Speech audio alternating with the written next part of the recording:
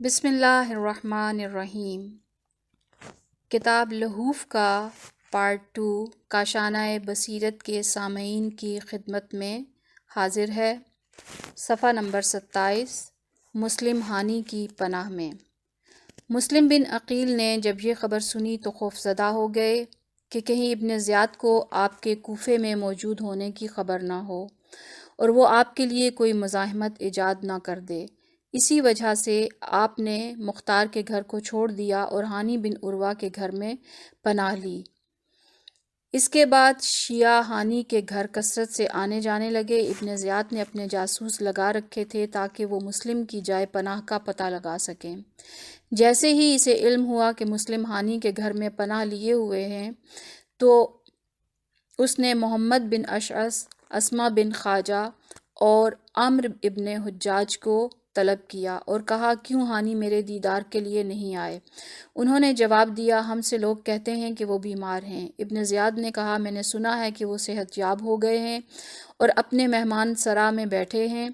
اگر مجھے یہ علم ہو جائے کہ وہ بیمار ہیں تو میں ان کی عیادت کے لیے جاؤں، لیکن تم لوگ جاؤ اور ان سے کہو کہ وہ ہمارے حق کو ضائع نہ کریں اور ہماری ملاقات کے لیے آئیں۔ وہ 3 افراد رات کے وقت ہانی کے گھر گئے تو انہوں نے اس سے کہا کہ تم امیر کی ملاقات کے لیے نہیں آئے۔ بہر صورت اس نے تمہاری احوال پرسی کی ہے اور کہا ہے کہ اگر مجھے ان کے مریض ہونے کا علم ہو جائے تو میں اس کی عیادت کے لیے جاؤں۔ ہانی نے کہا، بیماری ہی میرے نہ آنے کی وجہ تھی۔ تو انہوں نے کہا، ابن زیاد کو یہ خبر ملی ہے کہ آپ اپنے مہمان سرا میں پر بیٹھتے ہیں اور اس کی ملاقات کے لیے نہیں آئے۔ وہ ناراض ہو رہا ہے۔ آپ جیسی مقدس شخصیت اپنے قبیلے کے سردار ہیں، اس کا اسی طرح لاپرواہی کا برتاؤ کرنا اس کے لیے قابل قبول نہیں ہے۔ ہمارے ساتھ سوار ہو کر اس کی ملاقات کو چلیں۔ تو ہانی نے اپنا لباس بدلا اور اپنے خچر پر سوار ہو کر ان کے ہمراہ ہو لیے۔ جیسے ہی وہ دارالامارہ کے نزدیک پہنچے تو ایسا محسوس کیا کہ جیسے کوئی مصیبت نازل ہونے والی ہے۔ اس خوف کا بیان اس نے حسان بن خارجہ سے پوچھا، اے بھتیجے خدا کی قسم میں اس مرد یعنی ابن زیاد سے خائف ہوں، تمہارا کیا خیال ہے؟ تو اس نے کہا، اے چچا جان، خدا کی قسم مجھے آپ کے بارے میں کوئی خوف نہیں ہے، آپ یہ فکر اپنے ذہن سے نکال دیں۔ لیکن حسان کو یہ علم نہیں تھا کہ ابن زیاد نے ہانی کو کس طرح طلب کیا ہے۔ ہانی اپنے ہمراہیوں کے ساتھ ابن زیاد کے پاس پہنچے۔ جب عبید اللہ کی نگاہ ہانی پر پڑی تو اس نے کہا، وہ شخص جو تمہارے ساتھ خیانت کر رہا ہے وہ خود تمہارے پاس آ گیا ہے۔ پھر اس نے شریع کی طرف رخ کیا جو کہ اس کے نزدیک بیٹھا ہوا تھا اور ہانی کی طرف اشارہ کرتے ہوئے عامر بن معدی کرب زبیدی کا یہ شعر پڑھا، اُرید حیاتہ و یرید قتلی، غدیرک من خلیک عن مراد۔ ابن زیاد کا ہانی کی طرف اشارہ کرنے کا مقصد اور شعر پڑھنے کی غرض یہ تھی کہ میں تو ہانی کی زندگی چاہتا ہوں لیکن وہ اپنے گھر میں میرے خلاف سازشیں کر رہا ہے۔ ہانی نے کہا، اے امیر، آپ کی اس بات کا کیا مقصد ہے؟ کہا، اے ہانی، خاموش رہو۔ یہ کیسے اقدامات ہیں کہ جو تم اپنے گھر میں بیٹھ کر امیر المومنین اور مسلمانوں کے خلاف انجام دے رہے ہو؟ مسلم بن عقیل کو اپنے گھر میں بٹھا رکھا ہے اور اپنے گھر کے ارد گرد اس کے لیے اسلحہ اور جنگی سپاہی جمع کر رکھے ہیں اور تم یہ خیال کرتے ہو کہ میں اس سے بے خبر ہوں؟ ہانی نے جواب دیا، میں نے ایسا کوئی کام نہیں کیا۔ ابن زیاد نے کہا، تم نے ایسا کیا ہے؟ دوبارہ ہانی نے کہا، میں نے یہ کام نہیں کیا۔ ابن زیاد نے کہا، میرے غلام معقل کو میرے پاس بلاؤ۔ معقل ابن زیاد کا جاسوس تھا جو کہ مسلم اور ان کے ساتھیوں کے متعلق خبریں دیتا اور ان کے رازوں کو حاصل کرتا تھا۔ معقل آیا اور ابن زیاد کے قریب کھڑا ہو گیا۔ ہانی کی نظر جب اس پر پڑی تو وہ سمجھ گئے کہ یہ جاسوس تھا۔ ہانی نے کہا، اے امیر، خدا کی قسم میں نے مسلم کو اپنے گھر پر دعوت نہیں دی، وہ خود پناہ لینے کے لیے آئے تو میں نے بھی ان کو رد نہ کیا اور انہیں پناہ دی۔ اس وجہ سے میرا یہ وظیفہ ہے کہ میں ان کی حفاظت کروں اور ان کو اپنا مہمان رکھوں۔ اور اب جب کہ تم اس سے آگاہ ہو گئے ہو تو مجھے اجازت دو تاکہ میں ان سے کہوں کہ وہ میرا گھر چھوڑ دیں اور جہاں چاہیں چلے جائیں۔ تاکہ میں اپنی ضیافت کے وظیفے سے بری الذمہ ہو جاؤں۔ ابن زیاد نے کہا خدا کی قسم جب تک تم مسلم کو ہمارے سامنے حاضر نہیں کرتے ہرگز یہاں سے نہیں جا سکتے۔ ہانی نے جواب دیا میں ہرگز ان کو تمہارے حوالے نہیں کروں گا، کیا اپنے مہمان کو تمہارے حوالے کروں تاکہ تم اسے قتل کر دو؟ ابن زیاد نے کہا خدا کی قسم تم کو اسے ضرور میرے حوالے کرنا پڑے گا۔ ہانی نے جواب دیا خدا کی قسم یہ نہیں ہو سکتا۔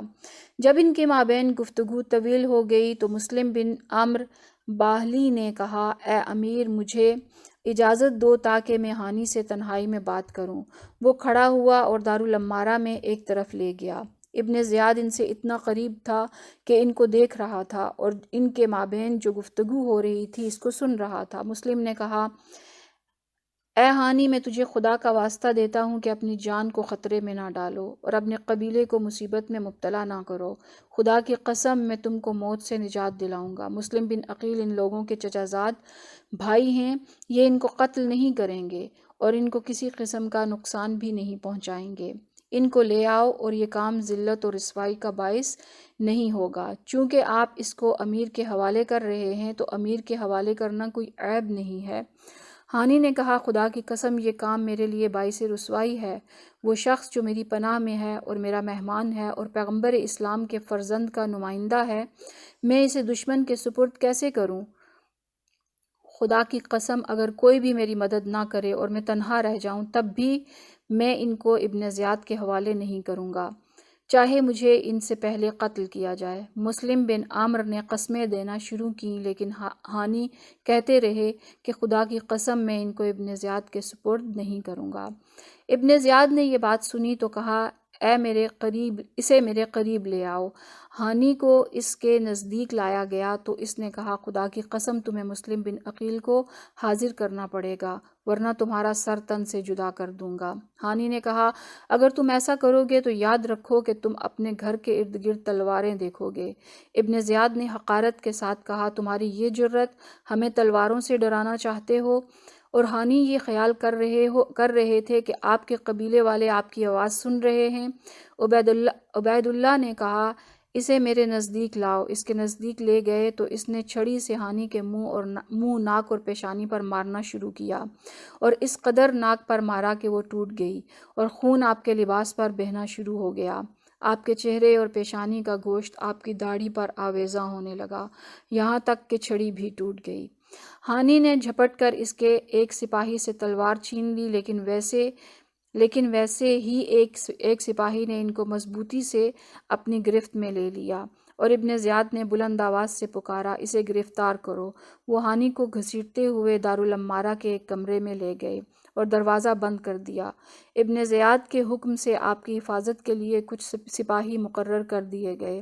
اسی وقت اسما بن خارجہ یا ایک قول کے مطابق حسان بن اسما اپنی جگہ سے اٹھا اور کہا اے امیر تم نے ہم کو حکم دیا کہ ہانی کو تمہارے پاس لے آئیں اور جب ہم ان کو تمہارے پاس لائے تو تم نے ان کا منہ توڑ دیا اور ان کی داڑھی کو خون سے رنگین کر دیا اور یہ گمان کرتے ہو کہ اس کو قتل کر دو گے۔ یہ سن کر ابن زیاد نے غضبناک ہو کر کہا کہ تم بھی ہمارے پاس ہو اور پھر حکم دیا کہ اس کو اتنا مارو کہ یہ خاموش ہو جائے۔ پھر اس کو باندھ کر دارالمارہ کے ایک گوشے میں قید کر دیا گیا۔ جب انہوں نے اپنے آپ کو اس حالت میں دیکھا تو کہا انا للہ و انا الیہ راجعون، گویا کہ اسے ہانی کی وہ بات یاد آئی جو اس نے دارالمارہ میں داخل ہونے سے پہلے کی تھی۔ جیسے ہی عمرو بن حجاج کہ جس کی بیٹی ہانی کی بیوی تھی اسے ہانی کے قتل ہونے کی خبر پہنچی تو وہ اپنے تمام قبیلے والوں کے ساتھ آئے اور دارالمارہ کا محاصرہ کر لیا اور آواز دی کہ میں عمرو بن حجاج ہوں اور میرے ساتھ قبیلہ مزہج کے بزرگان ہیں۔ ہم نے نہ تو بادشاہ کی اطاعت سے روگردانی کی ہے اور نہ تو مسلمانوں کی جماعت سے جدا ہوئے ہیں، بلکہ سنا ہے کہ تم نے ہمارے قبیلے کے سردار ہانی کو قتل کر دیا ہے۔ ابن زیاد ان کے اس طرح اکٹھا ہونے اور ان کی گفتگو سے آگاہ ہوا تو اس نے قاضی شریح کو حکم دیا کہ جاؤ ہانی کو دیکھو اور اس کے قبیلے والوں کو ہانی کے زندہ ہونے کی اطلاع دو۔ شریح گیا اور اس نے کہا کہ ہانی کو قتل نہیں کیا گیا، تو قبیلہ مزہج والے اس کی خبر پر راضی ہو کر واپس چلے گئے۔ مسلم بن عقیل کا قیام۔ جب ہانی کے قتل ہونے کی خبر مسلم بن عقیل کو پہنچی تو مسلم بن عقیل اپنے تمام ساتھیوں کے ساتھ، جو کہ ان کی بیعت کر چکے تھے، ابن زیاد سے جنگ کے لیے گھر سے باہر نکل آئے۔ ابن زیاد نے دارالعمارہ میں پناہ لی اور اس کے دروازے بند کر دیے، اور اس کے بعد ابن زیاد کے ساتھیوں اور مسلم بن عقیل کے ساتھیوں کے درمیان جنگ شروع ہو گئی، اور وہ افراد جو ابن زیاد کے ساتھ دارالعمارہ میں تھے وہ دارالعمارہ کی چھت پر گئے اور انہوں نے مسلم بن عقیل کے ساتھیوں کو شام سے آنے والی فوجوں کی دھمکی دینا شروع کی۔ اس طرح جنگ لڑتے ہوئے رات ہو گئی۔ مسلم بن عقیل کے ساتھی رفتہ رفتہ منتشر ہونے لگے اور ایک دوسرے سے کہنے لگے کہ ہم کیوں خواہ مخواہ خود کو فتنے کی آگ میں ڈالیں، بہتر یہی ہے کہ اپنے اپنے گھروں میں بیٹھ جائیں اور مسلم اور ابن زیاد کو اپنے حال پر چھوڑ دیں، یہاں تک کہ خدا ان کے درمیان اصلاح کر دے۔ یہ کہہ کر تمام لوگ چلے گئے۔ 10 افراد مسلم کے ساتھ رہ گئے۔ اس دوران مسلم مسجد میں نماز پڑھنے کے لیے آئے تو وہ 10 آدمی بھی ساتھ چھوڑ کر چلے گئے۔ جب مسلم نے ایسی صورتحال دیکھی تو مسجد سے تنہا غریب الوطنی کی صورت میں باہر آئے اور کوفے کی گلیوں میں چلنے لگے۔ چلتے چلتے توعا نامی عورت کے گھر کے دروازے کے سامنے پہنچے اور اس سے پانی طلب کیا تو وہ عورت پانی لائی۔ مسلم نے پانی پیا۔ اس کے بعد مسلم نے پناہ طلب کی۔ اسی عورت نے اپنے گھر میں پناہ دے دی، لیکن اس کے بیٹے نے اس قضیے کی خبر ابن زیاد تک پہنچا دی۔ عبید اللہ ابن زیاد نے محمد بن اشعث کو طلب کیا اور اسے ایک لشکر کے ساتھ مسلم کو گرفتار کرنے کے لیے بھیجا۔ جب وہ لوگ اس عورت کے گھر کے قریب پہنچے اور مسلم کے گھوڑوں کی ٹاپوں کی آواز سنی تو زرہ پہنی اور اپنے گھوڑے پر سوار ہو کر ان سے مقابلہ شروع کر دیا اور ان کی کثیر تعداد کو ہلاک کیا۔ محمد بن اشعث نے بلند آواز سے کہا، اے مسلم، تم ہماری امان میں ہو۔ مسلم نے کہا، دغاباز، فاسق و فاجر لوگوں کی امان کوئی امان نہیں ہوتی۔ اس کے بعد پھر جنگ لڑنے میں مشغول ہو گئے اور رجس کے عنوان سے شاعر حمران بن مالک کے اشعار پڑھے۔ ترجمہ: خدا کی قسم میں مارا نہیں جاؤں گا مگر آزادی کی حالت میں، اگرچہ مجھے موت کا جام تلخی و سختی کے ساتھ ہی پینا پڑے۔ میں اس بات کو پسند نہیں کرتا کہ مجھے دھوکے سے گرفتار کیا جائے، اسی طرح میں یہ بھی پسند نہیں کرتا کہ میں ٹھنڈے اور میٹھے پانی کو کڑوے پانی کے ساتھ مخلوط کروں۔ ہر شخص کو ایک نہ ایک دن مشکل کا سامنا کرنا ہی پڑتا ہے، لیکن میں تم پر اپنی تلوار سے حملہ کروں گا اور مجھے تم سے کسی بھی قسم کے ضرر اور نقصان کی کوئی پرواہ نہیں ہے۔ ابن زیاد کے لشکر نے بلند آواز سے پکار کر کہا، اے مسلم، محمد بن اشعث آپ سے جھوٹ نہیں کہہ رہا اور فریب نہیں دے رہا ہے۔ مسلم نے اس کی پرواہ نہ کی اور اپنا حملہ جاری رکھا، یہاں تک کہ تلواروں اور نیزوں کے زخموں کی کثرت سے جسم نڈھال ہو گیا، اور ایک کمینے نے نیزے کے ساتھ پشت سے حملہ کیا، جس سے آپ گھوڑے کی زین سے زمین پر گر پڑے۔ اس وقت آپ کو گرفتار کر لیا گیا۔ اشقیاء جب آپ کو ابن زیاد کے پاس لے گئے تو مسلم نے اسے سلام نہ کیا۔ ایک سپاہی نے کہا، امیر کو سلام کرو۔ مسلم نے کہا، لعنت ہو تم پر، میرا یہ امیر نہیں ہے۔ ابن زیاد نے کہا، کوئی حرج نہیں، تم سلام کرو یا نہ کرو، قتل ہونا ہی ہے۔ مسلم نے کہا، اگر تو مجھے قتل کرے گا تو یہ کوئی بڑی بات نہیں، کیونکہ تم سے زیادہ ناپاک افراد نے مجھ سے زیادہ بہتر افراد کو قتل کیا ہے، اور اس سے پست بات یہ ہے کہ تم لوگوں کو بے غیرتی سے قتل کرتے ہو اور دردناک حالت کے ساتھ ٹکڑے ٹکڑے کرتے ہو اور اپنی بے غیرتی کو ظاہر کرتے ہو۔ جب تم دشمن پر غلبہ پاتے ہو تو اس کے ساتھ بدترین سلوک کرتے ہو۔ تم ظلم کرنے میں کوئی کسر اٹھا نہیں رکھتے۔ حقیقت تو یہ ہے کہ مکر و فریب میں کوئی تمہارا ثانی نہیں ہے۔ ابن زیاد نے کہا، اے نافرمان فتنہ گر، تو نے اپنے امام سے بغاوت کی ہے اور مسلمانوں کے اتحاد و اتفاق کو پارا پارا کیا ہے۔ مسلم نے کہا، اے ابن زیاد، تو جھوٹ بولتا ہے۔ مسلمانوں کے اتحاد و وحدت کو معاویہ اور اس کے بیٹے یزید نے تباہ و برباد کیا ہے، اور فتنے کو تو اور تیرے باپ زیاد بن عبید نے ایجاد کیا ہے۔ عبید قبیلہ بنی علاج کا غلام تھا اور ان کا تعلق ثقیف سے تھا۔ مجھے امید ہے کہ خداوند مجھے شہادت نصیب فرمائے گا اور یہ شہادت مجھے بدترین افراد کے ہاتھوں سے ملے گی۔ ابن زیاد نے کہا، اے مسلم، تو نے اقتدار کی ہوس میں یہ اقدام کیا، لیکن خدا نہیں چاہتا کہ تمہیں یہ مقام حاصل ہو، بلکہ وہ مقام اس کے اہل کے حوالے کر دیا۔ مسلم نے کہا، اے مرجانہ کے بیٹے، تمہاری نظر میں اس مقام کا حقدار کون تھا؟ اس نے کہا، یزید بن معاویہ۔ مسلم نے کہا، الحمدللہ، ہم اس بات پر راضی ہیں کہ خداوند عالم ہمارے اور تمہارے درمیان حاکم ہو۔ ابن زیاد نے کہا، کیا تم بھی اس بات کا دعویٰ کرتے ہو کہ اس خلافت میں تمہارا بھی کوئی حصہ ہے؟ مسلم نے کہا، خدا کی قسم، میرا خیال نہیں، بلکہ میں یقین رکھتا ہوں۔ ابن زیاد نے کہا، اے مسلم، مجھے بتاؤ تم کس مقصد کے لیے اس شہر میں آئے ہو کہ اس کے نظم و نسق کو درہم برہم کر دیا؟ مسلم نے کہا، میں اختلاف اور شورش برپا کرنے کے لیے نہیں آیا، مگر چونکہ تم نے برے اعمال انجام دیے اور نیک اعمال کو تباہ کیا اور لوگوں کی مرضی کے بغیر ان پر حاکم بن بیٹھے ہو اور انہیں حکم خدا کے خلاف اور ان کو حکم خدا کے خلاف کیا ہے اور ان کے ساتھ ایران اور روم کے بادشاہوں جیسا سلوک کیا، لہٰذا ہم آئے ہیں کہ لوگوں کو نیکی کی طرف دعوت دیں، برے کاموں سے روکیں اور انہیں قرآن و سنت پیغمبر اسلام کا تابع بنائیں، اور ہم اس کام کے لیے سب سے زیادہ صلاحیت رکھتے ہیں۔ ابن زیاد نے یہ سن کر آپ کو برا بھلا کہنا شروع کر دیا اور حضرت علی علیہ السلام اور حضرت امام حسن و حسین علیہ السلام کو گالیاں دینا شروع کر دیں۔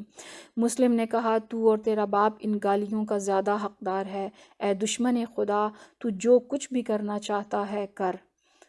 حضرت مسلم اور حضرت ہانی کی شہادت۔ ابن زیاد نے بکر بن حمران کو حکم دیا کہ مسلم کو دارالعمارہ کی چھت پر لے جائے اور اسے قتل کر دے۔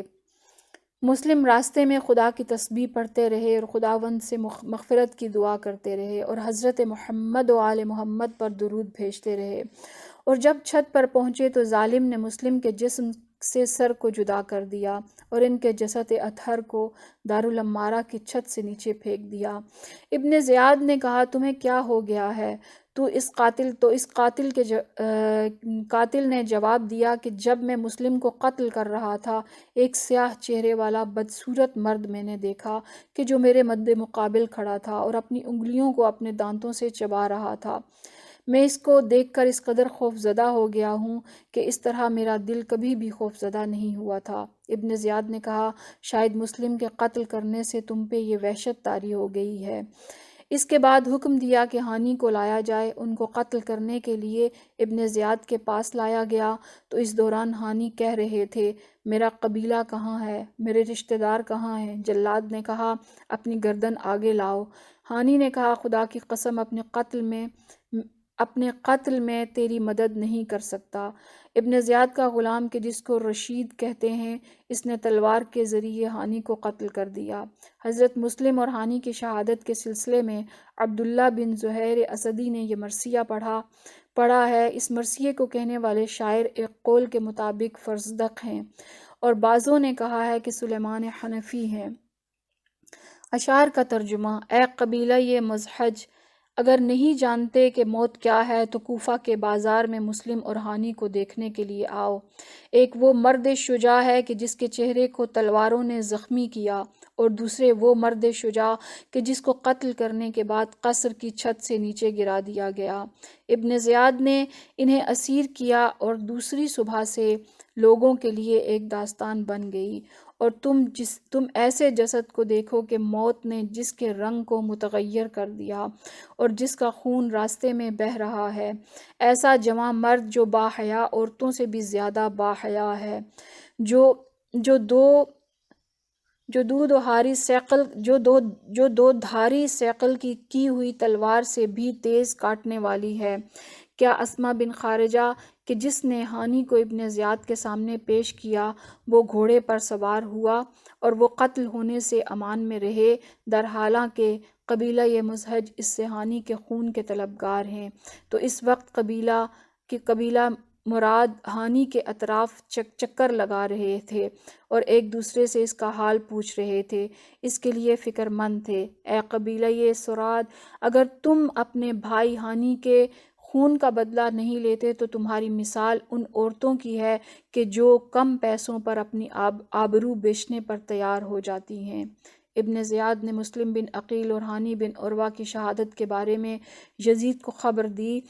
چند دنوں کے بعد اس کا جواب آیا جس میں اس نے ابن زیاد کے اس عمل کا شکریہ ادا کیا اور لکھا تھا کہ میں نے سنا ہے کہ امام حسین علیہ السلام تمہاری طرف کوفے آ رہے ہیں، لیکن اس وقت تمہیں چاہیے کہ لوگوں کے ساتھ سختی سے پیش آؤ اور ان سے انتقام لو، اور اگر کسی کے بارے میں مخالفت کا وہم و خیال بھی ہے تو اسے فوراً زندان میں ڈال دو۔ امام حسین علیہ السلام کی عراق روانگی۔ امام حسین علیہ السلام 3 ذی الحج بروز منگل اور ایک قول کے مطابق 8 ذی الحج بروز بدھ 60 ہجری کو مسلم کی شہادت سے مطلع ہونے سے پہلے مکہ سے روانہ ہو چکے تھے۔ جس دن امام حسین علیہ السلام مکہ سے نکلے اسی دن مسلم کی شہادت واقعہ ہوئی۔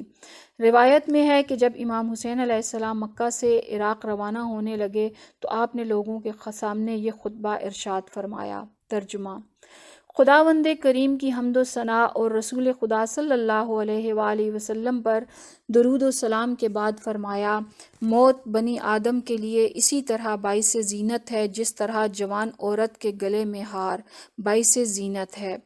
میں اپنے آباء و اجداد کی زیارت کا شدت سے مشتاق ہوں، جس طرح کہ حضرت یعقوب حضرت یوسف کی زیارت کے مشتاق تھے۔ میرے قتل ہونے کی جگہ مشخص ہو چکی ہے اور مجھے یقیناً وہاں پہنچنا ہے۔ گویا میں دیکھ رہا ہوں کہ جنگل کے بھوکے بھیڑیے اور کربلا کے درمیان میرے جسم کو پارا پارا کر رہے ہیں تاکہ وہ اپنے بھوکے پیٹوں کو بھر لیں اور اپنی خالی جھولی کو اس سے پر کر لیں۔ لکھی ہوئی تقدیر سے فرار ممکن نہیں، اور خدا جس کام پر راضی ہوتا ہے ہم اہل بیت بھی اسی پر راضی ہوتے ہیں، اور جو خدا کی طرف سے بلا نازل ہوتی ہے ہم اس پر صبر و شکر کرتے ہیں۔ خداوند کریم ہمیں صبر کرنے والوں کا اجر عطا کرے گا۔ ہم پیغمبر خدا کے جسم کے ٹکڑے ہیں اور ان سے جدا نہیں ہیں، اور جنت میں ان کے ساتھ ہوں گے، اور ہمارے وسیلے سے حضرت رسول خدا صلی اللہ علیہ وآلہ وسلم کی خوشنودی حاصل ہوتی ہے، اور خداوند کریم نے اپنے رسول سے جو وعدہ کیا ہے اسے پورا کرے گا۔ جو بھی ہمارے ساتھ خدا کے لیے قربان ہونے پر تیار ہے اور لقائے خداوند کا مشتاق ہے وہ ہمارے ساتھ چلے۔ بس کیونکہ خداوند کریم کی مدد سے ہم کل صبح مکہ سے روانہ ہو جائیں گے۔ ابو جعفر محمد بن جریر طبری امامی اپنی کتاب دلائل الامامہ میں بسند خود روایت کرتے ہیں کہ ابو محمد اقدمی اور زرارہ کہتے ہیں کہ ہم نے امام حسین علیہ السلام سے عراق کی طرف روانہ ہونے سے پہلے ملاقات کی، اور ہم نے کوفیوں کی سستی کے بارے میں امام کو آگاہ کیا اور ان کی خدمت میں عرض کیا کہ کوفیوں کے دل آپ کے ساتھ ہیں لیکن ان کی تلواریں آپ کو قتل کرنے کے لیے آمادہ ہیں۔ امام حسین علیہ السلام نے اپنے دست مبارک سے آسمان کی طرف اشارہ کیا تو آسمان کے دروازے کھل گئے اور کثیر تعداد میں فرشتے جن کی تعداد خدا کے سوا کوئی نہیں جانتا امام کی خدمت میں نازل ہوئے۔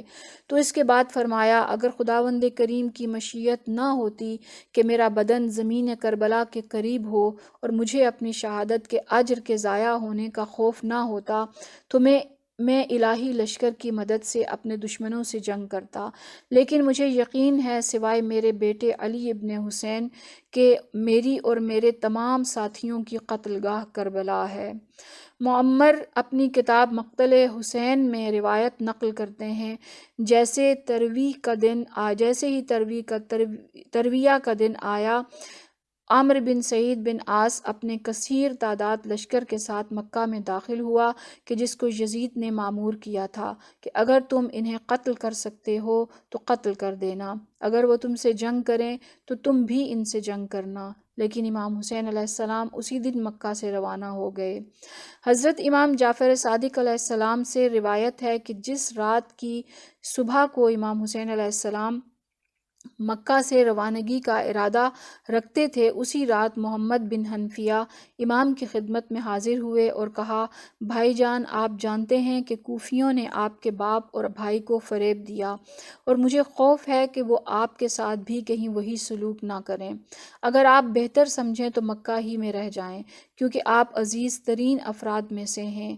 تو امام نے فرمایا کہ مجھے خوف ہے کہ یزید بن معاویہ مجھے ناگہاں حرم خدا میں قتل نہ کرا دے، اور میرے قتل کی وجہ سے حرمت بیت اللہ پامال ہو جائے۔ محمد بن حنفیہ نے کہا، اگر اس بات کا خوف ہے تو پھر آپ یمن کی طرف ہجرت کر جائیں، چونکہ وہاں آپ کی قدردانی کرنے والے ہوں گے، اور اس طرح آپ تک یزید کی رسائی بھی نہ ہو سکے گی، یا آپ کسی صحرا و جنگل میں چلے جائیں اور وہیں پر رہیں۔ تو امام نے فرمایا، میں تمہاری اس تجویز پر غور و فکر کروں گا۔ کاروان حسینی کی مکہ سے روانگی۔ آدھی رات کا وقت تھا کہ امام حسین علیہ السلام مکہ سے روانہ ہوئے، اور جیسے ہی یہ خبر محمد بن حنفیہ کو ملی تو انہوں نے آ کر حضرت کے ناقے کی مہار پکڑ لی اور عرض کیا، اے بھائی جان، کیا آپ نے نہیں کہا تھا کہ میں اس بارے میں تأمل کروں گا؟ آپ نے فرمایا، ہاں۔ تو انہوں نے پوچھا، پھر آپ جانے میں کیوں اتنی جلدی سے کام لے رہے ہیں؟ تو امام حسین علیہ السلام نے فرمایا، تمہارے جانے کے بعد مجھے نانا رسول اللہ کی خواب میں زیارت ہوئی، تو انہوں نے مجھ سے فرمایا، اے حسین، تم عراق کی طرف روانہ ہو جاؤ، اللہ کی مشیت اسی میں ہے کہ تم قتل کیے جاؤ۔ محمد حنفیہ نے کہا، انا للہ و انا الیہ راجعون۔ آپ جب قتل ہونے کے لیے جا رہے ہیں تو پھر حرم رسول خدا صلی اللہ علیہ وآلہ وسلم کو ہمراہ کیوں لے کر جا رہے ہیں؟ امام حسین علیہ السلام نے فرمایا کہ مجھے رسول خدا نے خبر دی ہے کہ خدا کی مشیت اسی میں ہے کہ انہیں اسیر دیکھے۔ اس کے بعد محمد حنفیہ رخصت ہو کر چلے گئے۔ محمد بن یعقوب کلینی اپنی کتاب رسائل میں حمزہ بن حمران سے نقل کرتے ہیں، انہوں نے فرمایا، میں ایک مجلس میں امام حسین علیہ السلام کی روانگی اور محمد بن حنفیہ کا ان کے ہمراہ نہ جانے کے بارے میں گفتگو کر رہے تھے، جبکہ اس وقت مجلس میں امام صادق علیہ السلام بھی تشریف فرما تھے۔ انہوں نے مجھ سے کہا، اے حمزہ، تمہارے لیے میں ایک حدیث بیان کرتا ہوں کہ اس کے بعد مجھ سے محمد بن حنفیہ کے بارے میں کوئی سوال نہ کرنا۔ اور وہ حدیث یہ ہے کہ جب امام حسین علیہ السلام مکہ سے روانہ ہونے لگے تو انہوں نے ایک کاغذ طلب کیا اور اس پر لکھا، بسم اللہ الرحمن الرحیم، حسین بن علی علیہ السلام کی طرف سے، قبیلہ بنی ہاشم کے نام۔ اما بعد، جو بھی میرے ساتھ چلے گا وہ شہید ہوگا، اور جو میرے ہمراہ نہ جائے گا وہ کامیاب نہ ہوگا، والسلام۔ فرشتوں کا امام حسین علیہ السلام کی نصرت کے لیے آنا۔ شیخ مفید محمد بن نعمان اپنی کتاب مولد النبی و مولد الاوصیاء میں اپنے اسناد معتبر کے حوالے سے امام جعفر صادق علیہ السلام سے روایت کرتے ہیں، امام حسین علیہ السلام نے مکہ سے ہجرت کی تو فرشتوں کی جماعتیں جنہوں نے رسول خدا کی نصرت کی تھی، اس حالت میں کہ ان کے ہاتھوں میں اسلحہ تھا اور بہشتی گھوڑوں پر سوار تھے، حضرت کی خدمت میں حاضر ہوئے، سلام کے بعد عرض کی، اے حجت خدا، پروردگار عالم نے بہت سی جنگوں میں ہمارے توسط سے آپ کے جد امجد رسول خدا صلی اللہ علیہ وآلہ وسلم کی نصرت کی، اب ہمیں آپ کی نصرت کے لیے بھیجا ہے۔ امام حسین علیہ السلام نے فرشتوں سے فرمایا، میری اور آپ کی وعدہ گاہ کربلا ہے کہ میں اس جگہ قتل کیا جاؤں گا، جب میں کربلا پہنچوں گا تو اس وقت میرے پاس آنا۔ تو فرشتوں نے عرض کیا کہ ہم خدائے متعال کی طرف سے مامور ہیں کہ آپ کے فرمان کی اطاعت کریں، اگر آپ کو اپنے دشمن سے خوف ہے تو ہم آپ کی خدمت میں رہیں۔ امام نے فرمایا، جب تک میں کربلا نہ پہنچ جاؤں اس وقت تک وہ مجھے تکلیف نہیں پہنچا سکتے۔ مومن جنات کا امام حسین علیہ السلام کی نصرت کے لیے آنا۔ اس کے بعد امام حسین علیہ السلام کی خدمت میں مومن جنات کے گروہ آئے اور انہوں نے عرض کیا کہ ہم آپ کے شیعہ اور آپ کا ساتھ دینے والے ہیں، جو بھی آپ چاہیں کہ وہ ہمیں حکم فرمائیں، اگر آپ دستور دیں تو ہم آپ کے تمام دشمنوں کو نیست و نابود کر دیں اور آپ اپنے وطن میں ہی رہیں۔ امام حسین علیہ السلام نے ان کے حق میں دعا کی اور ان سے فرمایا، کیا تم نے قرآن نہیں پڑھا جو میرے جد امجد رسول خدا پر نازل ہوا، جس میں اللہ تعالیٰ نے فرمایا ہے، لوگوں سے کہو اگر تم اپنے گھروں میں بیٹھے رہو تو جس کے مقدر میں قتل کیا جانا لکھا ہے وہ ضرور اپنی قبروں تک پہنچ جائیں گے۔ تو امام نے فرمایا، مدینے میں رہنے کا کوئی فائدہ نہیں ہے، بس اگر میں اپنے گھر میں رہوں تو ان اشقیاء کا امتحان اللہ تعالیٰ کس چیز سے لے گا اور میری قبر میں کون جائے گا؟ در حقیقت جس دن خداوند متعال نے زمین کا فرش بچھایا تو اس نے سرزمین کربلا کو میرے لیے منتخب کیا اور ہمارے شیعوں اور دوستوں کی پناہ گاہ قرار دیا، اور ان کے اعمال اور ان کی دعاؤں کو اس جگہ قبول فرمائے گا۔ ہمارے شیعہ وہاں پر آباد ہوں گے اور ان کے لیے دنیا و آخرت میں امان ہوگی، لیکن تم ہفتے کے دن جو عاشورہ کا دن ہے میرے پاس آنا۔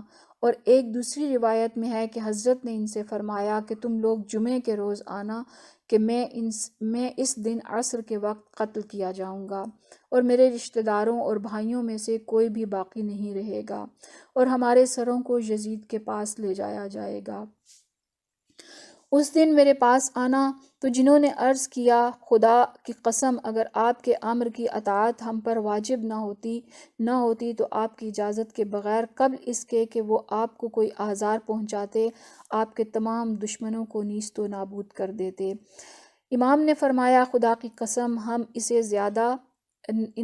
سے زیادہ انہیں قتل کرنے کی قدرت رکھتے ہیں، لیکن ہمارا مقصد ان پر اتمام حجت کرنا ہے تاکہ جو بھی ہلاک ہوں وہ دلیل کے ساتھ ہلاک ہوں اور جو سعادت کو پہنچے وہ بھی دلیل کے ساتھ۔ اس کے بعد امام حسین علیہ السلام نے اپنے سفر کو جاری رکھا یہاں تک کہ منزل تنعیم تک پہنچے تو اس جگہ پر آپ کی ملاقات ایک قافلے سے ہوئی کہ جو والی یمن بحیر بن یسار کی طرف سے یزید کے لیے ہدیہ لے کر جا رہے تھے۔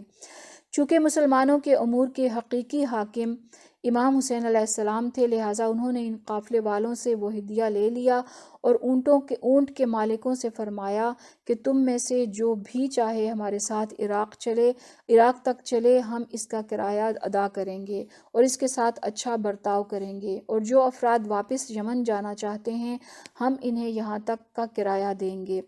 ان میں سے بعض لوگ امام کے ہمراہ جانے کے لیے تیار ہو گئے، بعض لوگ واپس چلے گئے اور پھر وہاں سے کوچ کر کے منزل ذات عراق پر پہنچے تو اس مقام پر بشیر بن غالب سے ملاقات ہوئی جو عراق سے آ رہے تھے، اور ان سے پوچھا کہ اہل عراق کی کیا خبر ہے؟ جواب دیا کہ ان کے دل آپ کے ساتھ ہیں اور ان کی تلواریں بنو امیہ کی مدد کریں گی۔